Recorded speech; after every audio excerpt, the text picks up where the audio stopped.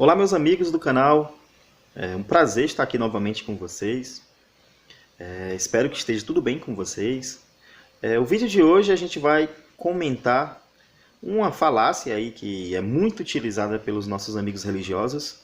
E se você for ateu, um livre pensador, a probabilidade de você ter ouvido essa frase é muito grande. Você vê o vento? Deus é como o vento.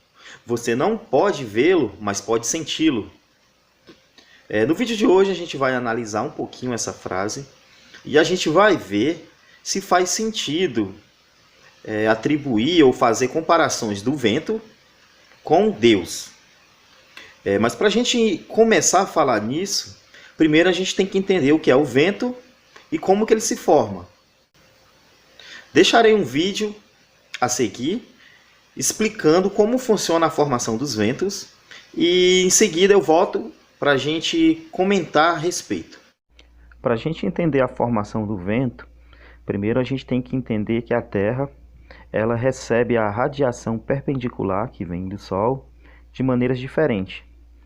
Pelo fato dele ter o eixo inclinado, essa faixa vermelha onde se encontra o Equador, ela tende a receber mais raios solares e consequentemente ser um lugar mais quente, enquanto os polos recebem menos luz, menos radiação solar e tende a ser mais frio. Outro fator que influencia também na formação dos ventos é a pressão atmosférica. Pressão atmosférica é o peso que a coluna de ar exerce sobre a superfície terrestre.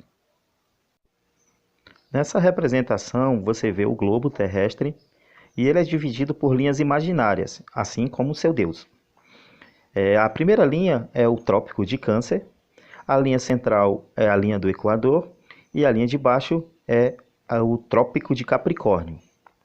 Essa zona vermelha, essa faixa vermelha, que é conhecida como zona equatorial, é o local onde reside mais luz solar, consequentemente mais quente.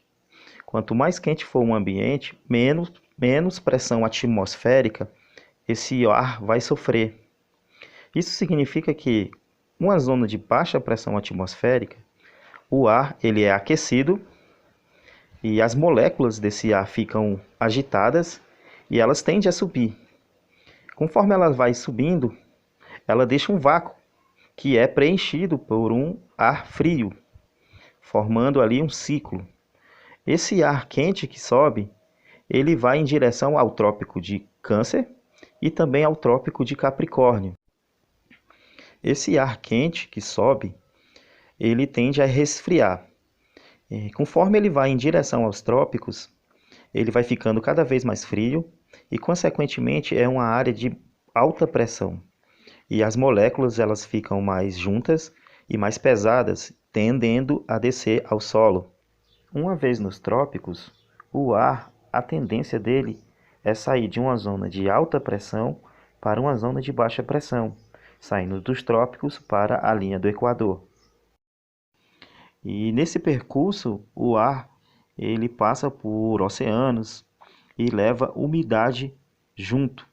E conforme ele vai esquentando e vai subindo, ele vai formando ali as nuvens que causam as chuvas.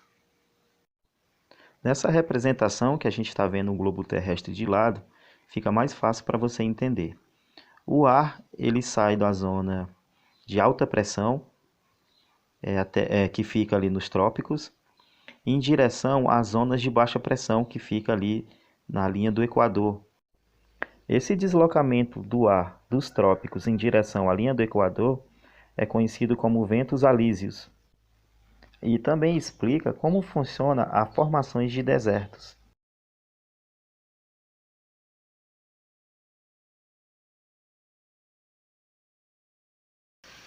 Conseguimos constatar facilmente os efeitos do vento. O vento ele move turbinas eólicas, ele resfria seu corpo em um dia quente de verão, ele auxilia nas formações de chuvas, de nuvens. O vento pode ser utilizado para inflar balões, para enfeitar a festa do seu aniversário, do seu filho, da sua filha. Então o vento é algo que a única coisa em comum que ele tem com esse Deus é que ambos são invisíveis. Mas esse Deus, ele consegue ter esses efeitos? A gente consegue constatar os efeitos que esse Deus possivelmente pode fazer? Vamos por partes. O vento, fica fácil que o vento nada mais é do que o ar em movimento. E esse ar em movimento ele pode ser resfriado e pode ser aquecido. A pergunta que eu faço, a gente pode resfriar Deus? A gente pode aquecer Deus? A gente consegue constatar esses efeitos? O vento ele sofre alterações com pressão e temperatura. E é muito fácil você constatar a existência desse vento, do ar. A sua própria respiração, já que o vento é o ar em movimento, quando você respira, você está fazendo o ar ficar em movimento. Ele enche seus pulmões. E na respiração, quando você inspira, esse ar ele sai dos seus pulmões, geralmente quente. Então você vê que esse ar ele sofre alterações sobre pressão e temperatura. Agora você consegue fazer o mesmo com a ideia de deuses. Você vê que esse argumento, que não é argumento, é uma falácia, ela é muito utilizada por nossos amigos religiosos para tentar dizer que o Deus dele existe. Então eles falam, Deus é como o vento, você não vê, mas você sente. Mas quem realmente consegue sentir Deus? E se você diz que sente Deus, é apenas uma experiência anedótica. E experiências anedóticas, elas não servem como prova. Porque eu poderia falar que agora eu estou sentindo a presença de uma divindade que vive fora da nossa Via Láctea. E eu poderia inventar um nome para essa divindade, o ET Bilu. O ET Bilu é incorpóreo, ele não tem formato, ele é invisível. Então, por que eu poderia afirmar? Baseado apenas na minha experiência. Mas eu conseguiria constatar, fazer algum teste científico para constatar que essa divindade existe? A gente não consegue fazer isso. E já com o vento fica muito fácil. Você consegue colocar o vento em laboratório, o ar, você consegue comprimir o ar, você consegue alterar a pressão, você consegue alterar a temperatura. O ar ele move turbinas eólicas, ele balança seus cabelos. Então ali você vê que é algo que realmente existe, que mesmo que a gente não consiga ver esse ar, porque ele é invisível, os efeitos dele é muito fácil de constatar. Diferente do Deus que as pessoas defendem. Você vê que você não tem como constatar a existência dessa divindade. Fica apenas no seu imaginário. Então é um Deus imaginário, com humanos defendendo a ideia desse Deus imaginário. Porque você não consegue constatar a sua presença e nem os seus efeitos.